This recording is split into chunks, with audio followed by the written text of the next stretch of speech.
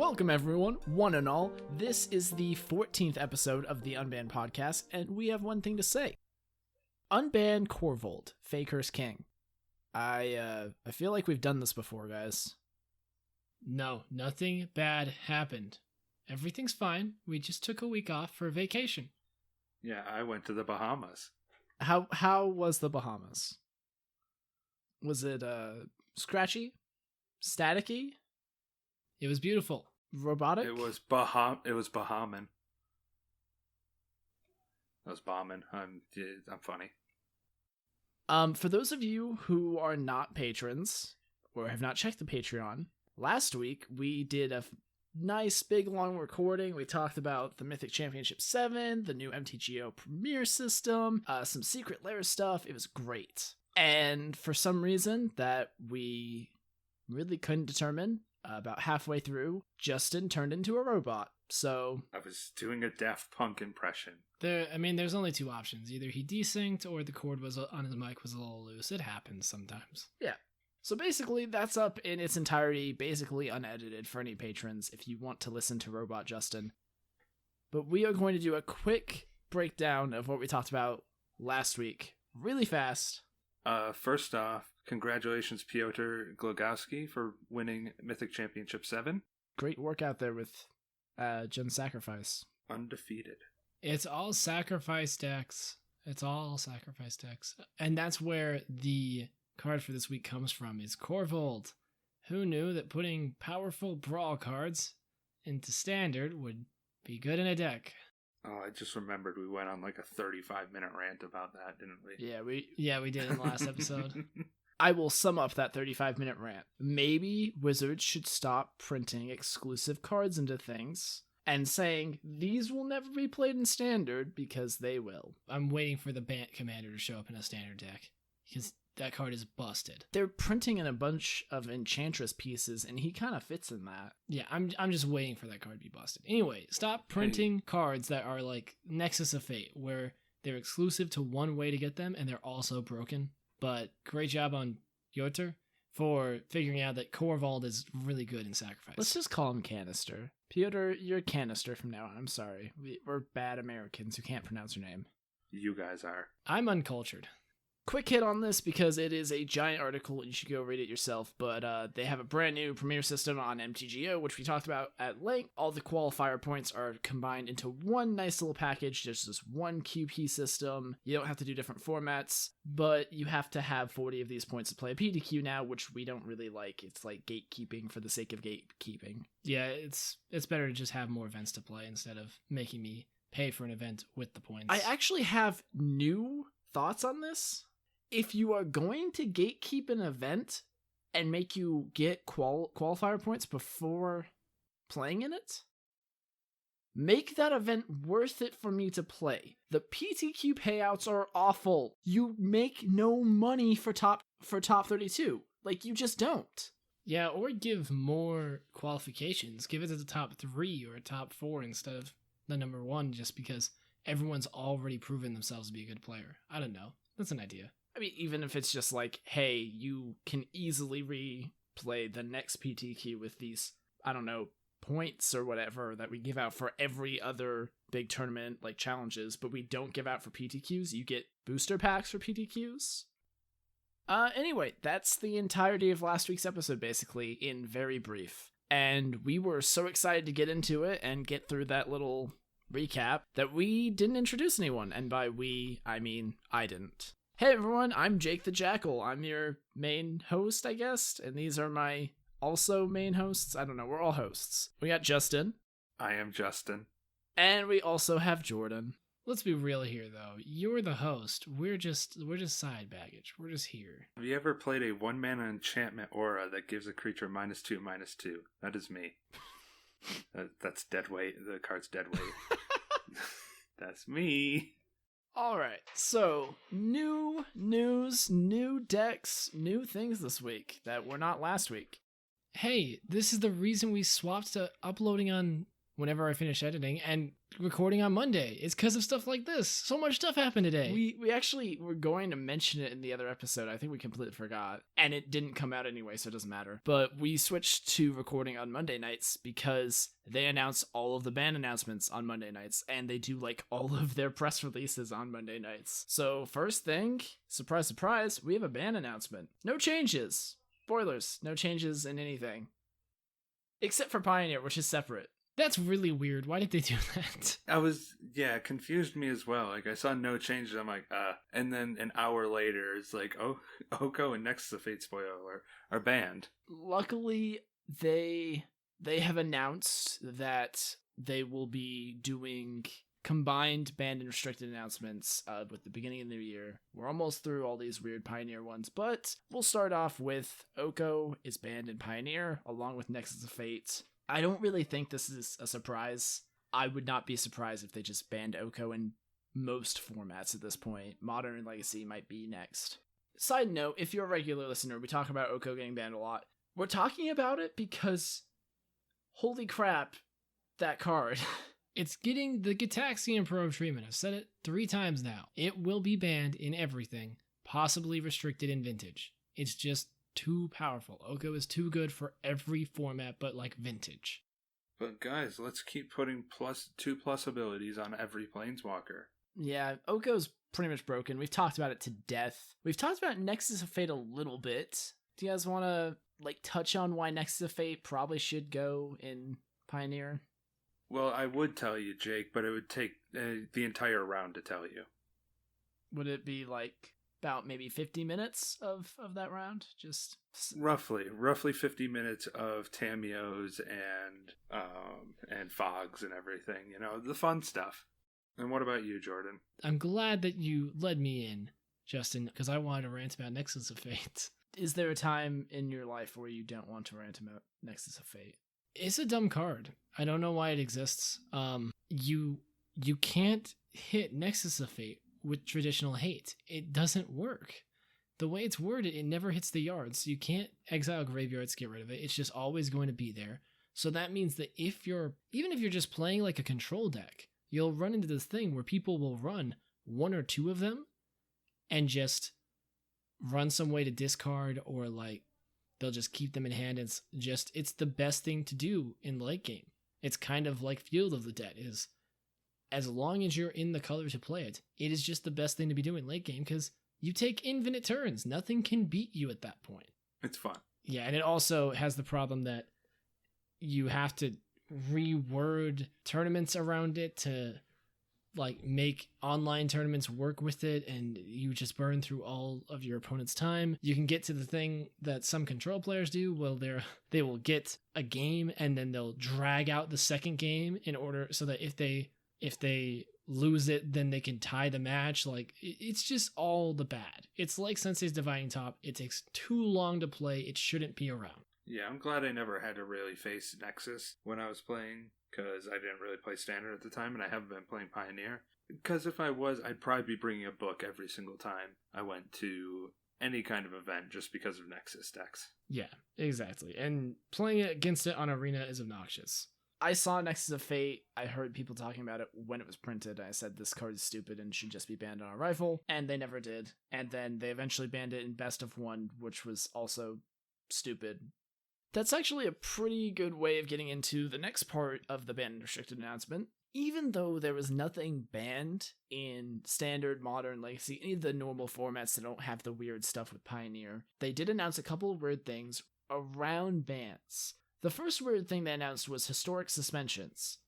They are doing historic, exactly what they're called, suspensions on Arena, where they will suspend a card. Right now they did Veil of Summer, Oko, and Once Upon a Time. And they basically said, we're not going to give you wild cards for this. We're just going to make it so you can't play the card, and maybe it'll come back at some point. It's weird. I don't really like it. But it kind of leads into the actual banned and restricted announcement, where they announced that they will not be doing a scheduled banned and restricted for 2020 at all. They are going to try to stick to the same cadence as the old schedule, but they are not going to do any sort of structured dates. Yeah, it's weird, but I kind of like it. I'm a fan. I think it's a good idea. Okay, so I don't like it, so let's actually start with you guys. Tell me why you think this system will work. Why it will be good for the player base. So I like it because it gives a chance for a really broken card to get banned at a reasonable time. Like, let's think of Hogak and how we are like, all right, we just got to wait another X amount of months for Hogak to get banned because we were just all waiting for it. But the next ban and restricted announcement was this time, however long or however far away it is. But now it's, okay, Hogak just annihilated a tournament. Let's give it 1 week. That 1 week he annihilates every single event during that time. Monday, ban him. I think it gives the players enough time to realize, oh god, this card's really broken. Let's get rid of it. It gives them time, is all I'm saying. It gives the players time. It gives the Wizards how do I describe it? It gives Wizards the ability to try and keep the formats as healthy as possible, as consistently as possible.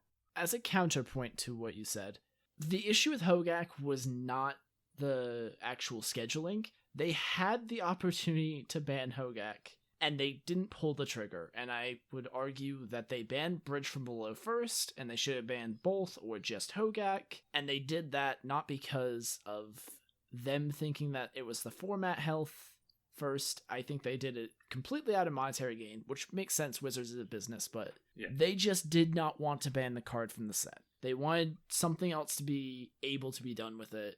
And in retrospect, obviously, it's 2020. Your vision's 2020. You can see that there was an issue with Hogak, and he was the problem.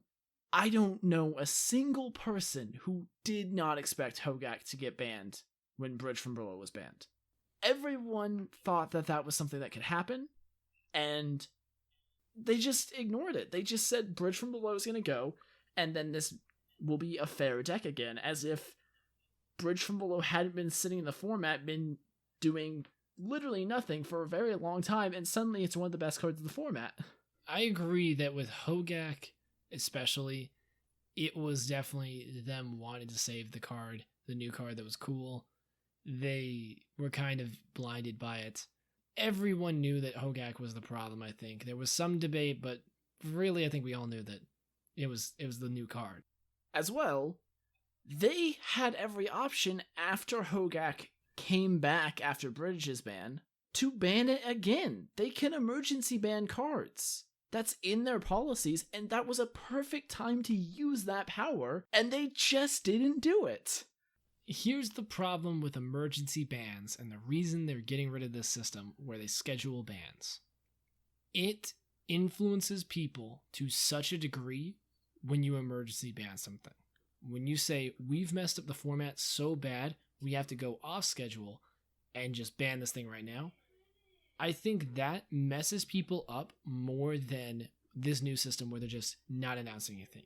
Because you're messing with people's expectations. With this, I think the reason they're getting rid of the schedule and they're just going to ban things as needed is if they had banned, like, say, Hogak, if they'd banned Bridge from Below, then they realize, okay, this is a problem.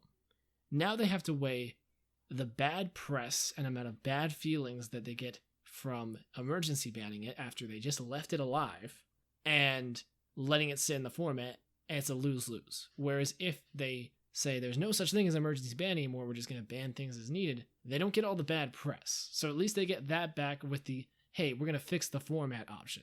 This lets them fix the format without giving themselves bad press. And I think that's the idea. Also, scheduled bannings are kind of dumb. They are kind of a relic of a time when we didn't have the internet. Now we have so much good information about any format and so much communication between players that you're going to know when something is the best deck. You're going to know quickly that's the best deck if it's that good. So there's just no reason to schedule it anymore. Just do it as needed. It just gives them more flexibility about what they can do, which makes more sense in a digital age. I think the scheduled bans came from a time when you had to schedule them. So I agree that the cadence of these old scheduled bannings is not correct for the digital age. That's kind of why they added additional ones. But I'm not buying this rhetoric. And this is the rhetoric they gave as well. So I'm not blaming Jordan for making this. They said that this allows them to be more flexible and that it would be more fair basically towards the player base. One of the big reasons they listed in the article was they discovered that if they let a format sit, people just stop showing up to Magic tournaments entirely. So they wanted the flexibility to basically have emergency bans without emergency bans. And I get that. But the reason why you are having people not showing up for tournaments is not because they're just... It could have been prevented is basically what I'm saying. Oko could have been banned at the same time as Field of the Dead. Hogak could have been banned at the same time as Bridge from Below, but they didn't. And the fact that they actually printed these cards to begin with is 100% Wizards' fault. They are printing these cards and have now made a banned and restricted system to deal with the cards they printed, but they're the ones printing them. They are making the solution to the problem they made. Well, anytime there's a banning, it's their fault. It's because they didn't playtest it correctly or they missed something. So, I want to ask, how would banning Oko at the same time as Field of the Dead gone over with the player base? All of the pros pretty much knew at that point that Oko was the best thing to be doing. But there was debate from a lot of the player base, and that happens every time you go to ban something, is there's a lot of people who have dissenting opinions and they think, well, okay, maybe Hogak isn't that bad. And they always have to see. They have to let the format do its thing again. That way there's no doubt when they ban it again and say, Hogak, Oko is too good for this format. Well, and I feel like part of that is because Wizards of the Coast, for whatever reason, has decided to not give us full metadata and the actual data of tournaments. I agree. That is something they need to fix. That is a visibility that is insane. It doesn't make any sense to not have that. I get it. You don't want to give us full metadata because you think it'll help us solve the format. Congrats. We found out Oko was really good. It was solved. People will solve the format no matter what. Letting us know what other people are doing just makes it so that I can react to that sooner. If you're making a good standard format with the tools to fight things and different strategies that fight against the other strategies effectively, and there's not one that's just better than the rest, you shouldn't have a solved standard format in 3 months before the next set comes out. And I did want to quote something really quick here, because you did mention it. In the banned and restricted announcement for Field of the Dead, they mention they are aware that Oko is strong and might have problems. They say they're going to continue to monitor the health of the format. So they were aware that this was a problem, and it was the second most played deck at that tournament, in spite of everything else. So it's not like it was a hidden thing. Everyone knew Oko was good from the minute the set came out.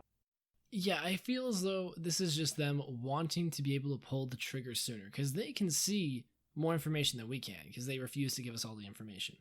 So they knew, I'm sure, that Oko needed to be banned way before we did. They probably knew in the 2 days following Field of the Dead's banning, I'm sure they knew at that point. Because they can see the decks you queue up with on MTGA, and I'm sure they could see like 80% of them having 4 Oko in it. So I think that's what the system is supposed to do. It's supposed to let them see that data and say, we're going to ban this, instead of saying, we have to wait another month because we said we wouldn't ban anything till this day, and we don't want to pull out the emergency ban. Well, I guess we will see how it goes, because it's announced they're doing it. No amount of me complaining about it will probably change that at this point. There are more people, I think, saying this is a positive change than a negative one. I'm just more or less worried. And the reason I'm worried is because another card game did this already. Can any of you guys guess what card game it is? What card game? When I think of card games and bannings, I think Yu-Gi-Oh! So look at Justin. He's got it. Yu-Gi-Oh! Did this, and it didn't go well. I don't have all the details. I'm not a big Yu-Gi-Oh! Player, but from what I found online in my 15 minutes Googling, it didn't last very long and it didn't go well, and they now have a system that is more like, we will announce bans before this date, so you have like a set 3 months or 2 weeks or however long they say to play the current format. And they may end up going back, but that is always an option. They can go back if it doesn't seem to be working. I think my overall, like, putting a pin in it is, I like this system if they talk a lot, and I hate this system if they never talk. Yeah, I can agree with that. Not even weekly, like a bi-weekly, hey, this is what we're seeing in the numbers. Yeah, and Wizards of the Coast has not been great at communication, but people can change. Companies can change. Let's see what happens. In much better news, much more exciting news, Wizards of the Coast was at the Game Awards this week. We did it, guys. We finally hit the big time. We're there now. We just gotta beat WoW and stuff like that, and we've done it. Yeah, we just have to beat every other game. Magic the Gathering Arena won Game of the Year this year. Did you not see? No, I didn't see that. Complete aside, how does the Game Awards actually deal with, like, free-to-play games in, like, beta? Does Magic the Gathering count as being released this year because they released it this year? You can't see me, but I'm doing air quotes or whatever, like a goofball. It would probably be up to, like, a committee. They just decide arbitrarily, I'm sure. And then the committee says Dark Souls wins. Dark Souls always wins. Side note, as well, Justin did not like that, as he put it, Dark Souls with Samurai won Game of the Year. Exactly. That's what it is. That's not what it is. And it's a fantastic game. That is a gross oversimplification of Sekiro, and it is not even close to Dark Souls in theming, storyline, design, or even the combat system. It doesn't even play like Dark Souls. Also, your character's more like a ninja than a samurai. Yeah, no, Sekiro's more like Tenchu, but if they made it now. Because FromSoft also made Tenchu. Moving on, Magic the Gathering centric stuff at the Game Awards. We got Theros cards. We got a Magic the Gathering Arena event. We got trailers, 2 of them, one of which for the MMO that I have been hotly anticipating for over a year. So, the cards we have so far. Wow, there's actually a lot. Okay, so we found out that all of the Theros Beyond Death packs will come with a fancy full art basic. These full art basics look like the mana symbol, as though they were in, like, the sky as kind of like a constellation with, like, some aurora. A starfield is what you're looking for. Yeah, like a starfield. Whatever Justin said. It's kind of got, like, an aurora borealis feel, too. It looks very similar to Pokemon Energy, honestly. Yeah, that was the... Everyone's made that comparison, and it's true. I can see it, yeah. That was the first criticism that came out, was they look like energy cards. I think they look good. They're not my style, though. I will stick to my unstable basics.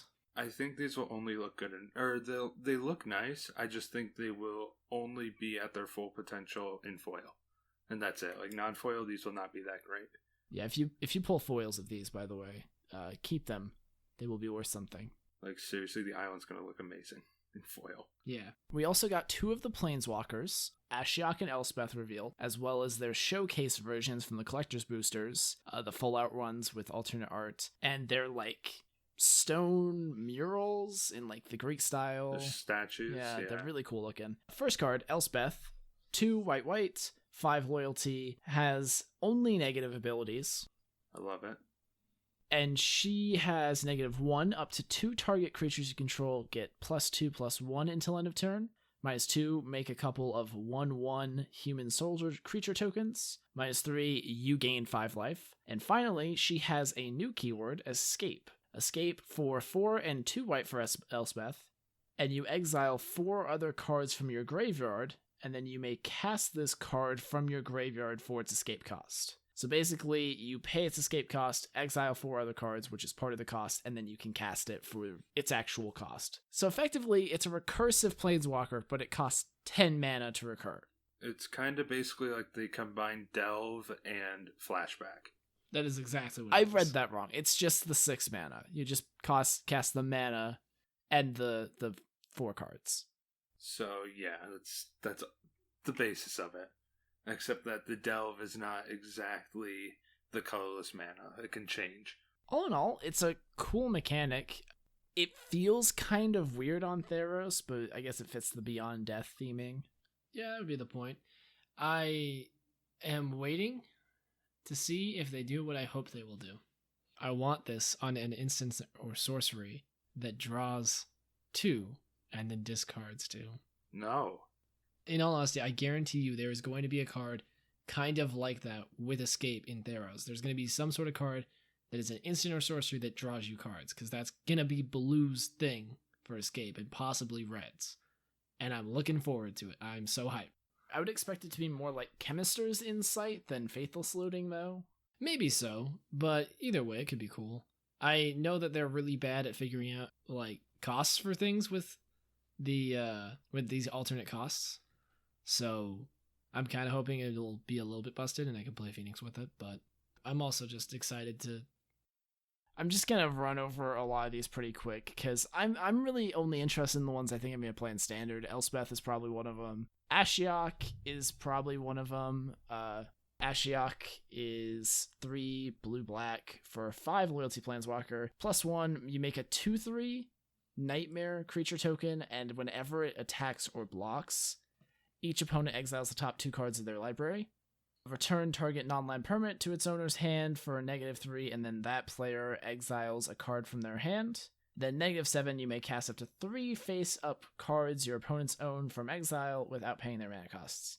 Alright, part of this whole thing was they announced some cards, and they did some spoilers, and they released the trailer for Theros Beyond Death. And then, after the Game Awards, you could go on MTGA and play singleton decks with the cards, and a bunch of Power 9 cards, and some dual lands. It was pretty cool. I played against this. I played against Ashiok a lot. Those 2/3s are annoying as hell. Yeah, Ashiok seems pretty powerful. I don't know if Ashiok's really amazing. Seems like it will at least get played. I think the biggest problem Ashiok is going to run into is the same problem that Liliana and Lockmere Serpent had. They are great cards on paper, but they have no deck in this format. Maybe Theros will introduce a deck for Ashiok to slot into, but I'm not holding my breath. I think with Escape, mill and self-mill will become more relevant. I'm thinking self-mill will be extremely busted, but you won't play this Ashiok in that. You'll just play little Ashiok. I could see myself playing this in a blue-black mill list or a blue-black self-mill list. It could work. I hope they do something right with Escape and they make the Escape cost more than the actual creature. So to avoid reanimator stuff and busted stuff where you mill yourself and cast something for cheaper than it should be. Because I'm seeing Elspeth, she costs 2 more. There's another card that got spoiled that costs 2 more. So it looks like Escape's going to cost more, which I like. I will definitely not say no to making Escape cost more than the actual mana cost of the card, so that you can't do busted stuff like that. I kind of like the idea of having a reanimator type thing going on. I understand not wanting it to be super powerful, because if reanimator is very powerful, it's a very annoying deck to play with. Yeah, like I just don't want them to print a 6/6 flying trample lifelink demon for 8 mana, but its escape cost is like 2 black, and exile 5 cards from your graveyard. I just don't want them to do something stupid like that. That is a lot of setup for Standard, though. And that sounds fine in Pioneer and Modern. If that was the templating, I think that would be fine. I don't know, that Merfolk that mills 4 for 1 blue mana makes escape seem kind of easy. I'm honestly just more excited for the possibilities of this mechanic outside of Standard, honestly.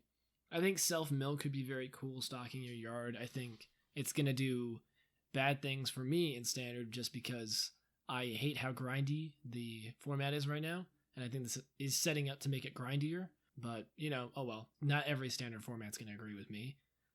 But in older formats, especially in Pioneer, this could enable a lot of dredge-like decks, which could be fun, but also might break the format in half, so we'll see. I mean, Dredgeless Dredge is not very good in that format, so I'd be fine with it getting a little bit of power. Okay, I'm gonna read, 2 more cards from this set, because we got some, commons and uncommons. We're not gonna be going over those. There's, a exile target, artifact, or enchantment, sorcery. Not really worth talking about at length.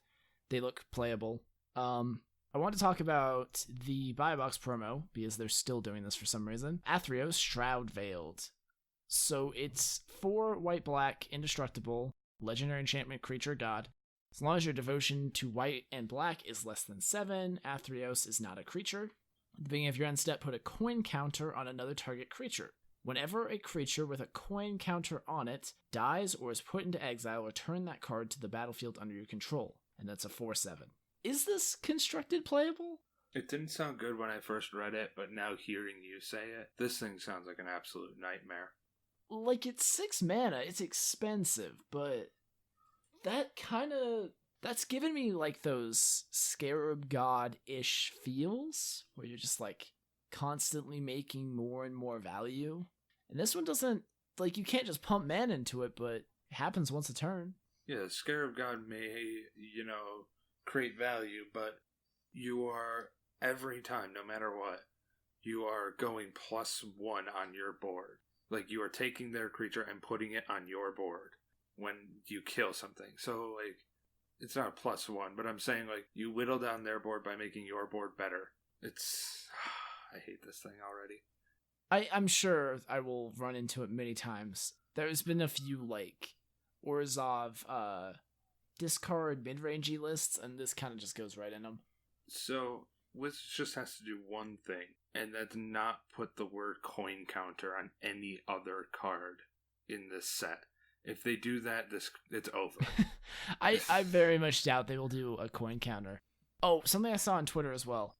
If you are playing in a tournament with Athreos, do not use money as coin counters. For the most part, judges won't mind, but it's very possible the judges might think you're trying to bribe someone. Basically, don't put money on the table when playing Magic ever. Even if it's pennies. I think it'd be so funny if someone actually got DQ'd for that. I will pay you 4 cents to concede this game, thought the judge. I don't think that's necessarily going to happen. It's probably not going to happen, but don't tempt fate, guys. Don't make judges' lives harder. Okay, last card we're going to talk about, Setesen Champion. I hope I'm saying that right. 2 green for 1/3. It has Constellation. Whenever an enchantment enters the battlefield under your control, put a +1/1 counter on this card and draw a card.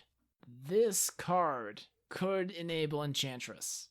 That's all I have to say about it. Yeah, it seems a little worrisome at this point. I hope it's good. I haven't seen an Enchantress deck in Standard ever, because I haven't been playing very long. But I hear stories, and I hear about having a lot of fun and getting a lot of value, and I'm all up for value, so let's do that. Any other thoughts about the cards, guys? I do just want to point out one thing. I don't know if this has ever been printed on a card before, but they released a new Daxos, and I just think he is one of the coolest creature types I've seen in a while, which is Demigod. Oh yeah, Daxos is cool. I'm also happy he's alive, because that means maybe Elspeth and him can be buds. He's technically not alive. He was killed, so he's like the undead people, or whatever you want to call him. No, he's a demigod. He came back to life. He's fine. Let me have my fan fiction. Okay. You have Daxos, I'll take Elspeth, even though I kind of wish they just kind of kept her dead, because now she's going to join the Gatewatch, and... She should be white-black. Do you know why she's not white-black? Because Gideon died. Yeah, because we need another white planeswalker. But I agree, she should be white-black. Because we can't ever not have the base 5 white planeswalkers. Yeah, that would be awful if we stopped printing planeswalkers for a minute. It would be a shame if there was a white planeswalker before Gideon. It was Agony. Johnny was the first white planeswalker. That's my boy. That's my cat boy. He's the no, OG. He's the green-white. He's the green-white one. No, that's... Okay, gosh. Johnny Goldmane was... I think 2 and 2 white, but I might be wrong there. I'm just over here, I don't think that they should introduce any more planeswalkers. We've got plenty. But heaven forbid we let one of the ones they introduced, like Teo or the Wanderer, be the new planeswalker instead of bringing back a dead character. Or, introduce a new cool character to be Gideon's replacement. I don't know. Yeah, that was my biggest complaint before, these last few sets was, there's no one new. They just keep recycling the same character over and over again. And now they have a bunch of new people, but they're just going to recycle the same characters over and over anyway. Yeah, it's kind of weird that we're bringing back Elspeth and all them. Can we go to Kaldheim next, please? I really want to see Kaldheim. Sounds cool. Also, quick thing. I want to see a pushed version of Teo. Like, I want to see Teo if they made him busted. That'd be some interesting design. How are you going to make Shield Mage, like, as good as, like, getting Blackblade or getting Ally of Zendikar? Give me a couple days. I will put a picture on Twitter. Oh, I'm down. Let's hear it. So, they also announced... They had announced it before. We knew about it. But they officially announced the Magic the Gathering MMO. What was it called? It's called Magic Legends, and it's an MMORPG coming sometime in 2020, maybe. And except it may as well just be called Magic the MMO. Yeah, I don't know why they didn't just call it like MTGOO. MTGO. MTGMO. There it is. Yeah, there you go.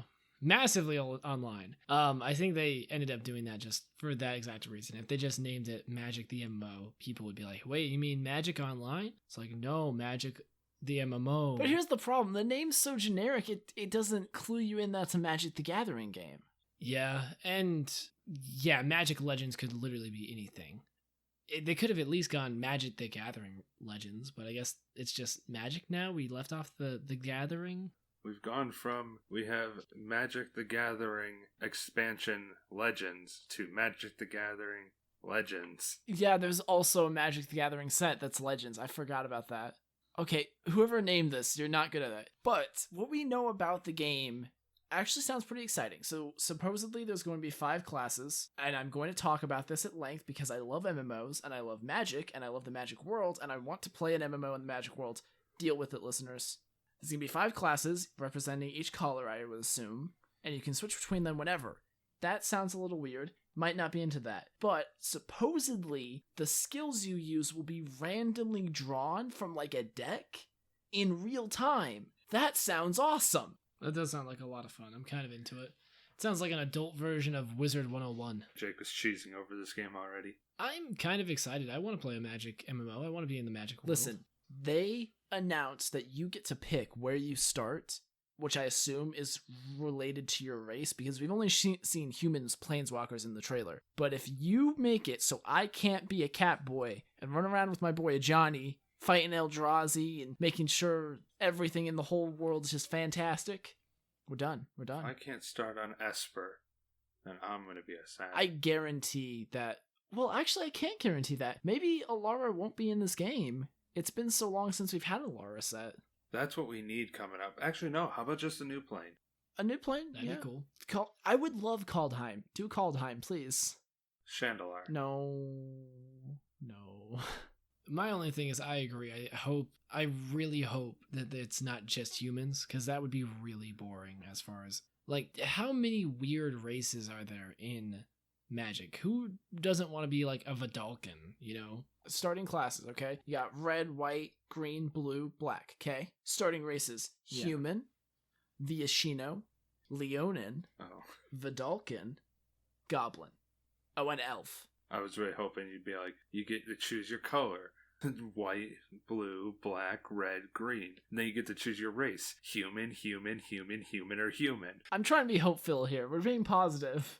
This is Positivity Hour. Sponsored by Jake and Red Bull. Especially Red Bull. Red Bull keeps me up at night. The joke is, I never have drinking a Red Bull in my entire life, and I never will because they smell like death. But they taste like good.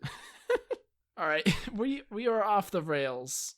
I, for one, love Red Bull and would love a sponsorship. I drink it all the time. Speaking of sponsorships, did you know that we have a Patreon? I had something about the MMO. We can talk about the MMO in a second. We're talking about our Patreon right now. Patreon.com/unbannedcast. That's right. If you go there right now for the low price of $1 a month, you get all of our Patreon posts. And for $5, you get access to a Discord server with all of us. Yeah, we're there. So you're telling me, for the price of 1/18 of a Nexus of Fate, I could listen to uncut podcasts? That's right, Justin. You could listen to the full uncut podcast with bad curse words in it because we're too lazy to cut them out. Well, you and me are. Jordan has to. Yeah, do it. Jordan does have to do it. So you're telling me for the price of a 1/100th of a Sliv Mizzet Hive Mind, I can be a patron for the Unbanned Wait, Podcast. is Sliv Mizzet Hive Mind $100? Says so. Says it's the median for him right now. I want it. I kind of had clocked out because we're shilling again. We always chill at the end of the podcast. All right, Justin, what was your final thing about the MMO? Because we actually are running a little bit long. I don't like MMOs, but it's a game that I like, so I might actually give it a try. That's all I'm going to say about it. I think I might give an MMO a try. I tried playing free RuneScape for like 10 minutes and couldn't do it, so I followed Jordan around calling myself his girlfriend, and that was it. That's my MMO experience. Well, you'll have to jump in on this one with us. Yeah. I'm going to name my character Unpaid Editor. I pay you. Help. They have me chained to the desk. No, I pay you. In your life. Hey, Jordan, remember that time I said you're doing a great job? That's your payment. You guys never tell me I'm doing a great job. You're doing a great job. That's a lie. See, that's a pity you're doing a great job. That's worth Shut it up, you're even doing less. a fantastic job. That is... Well, there goes that bit. Shut up, you're doing a fantastic job. We would like to thank all you guys for listening once again, and hopefully we won't miss another week like we did last time. Never happened. I have been Jake the Jackal. That's right, I'm doing myself first. Consistency. I am Jake the Jackal everywhere. Twitter, Twitch, YouTube, pretty much everywhere. Just Google me. You'll find me. Follow my Twitch. I stream every single week. Jordan has been Is It Fox. He's Is It Fox everywhere. Twitch, Twitter, YouTube. Follow him. Does great stuff. He's also our editor for this podcast, and he does an amazing job. Please send help. And Justin is dubious_Justin on Twitter, dubious_Challenger on twitch.tv and YouTube. Follow him everywhere. He does great stuff as well. And we have been the Unbanned Podcast. Thank you once again for listening. And before we go, we of course have to do one more little bit of business. Ban Corvold, Fakehurst King. Because honestly, we don't need unique cards in the Brawl decks. No, not at Reprints all. are fine. Yeah, reprints are fine. We need Dubious Challenge in another Brawl deck. We'll see you next week. Bye, everyone. See you later.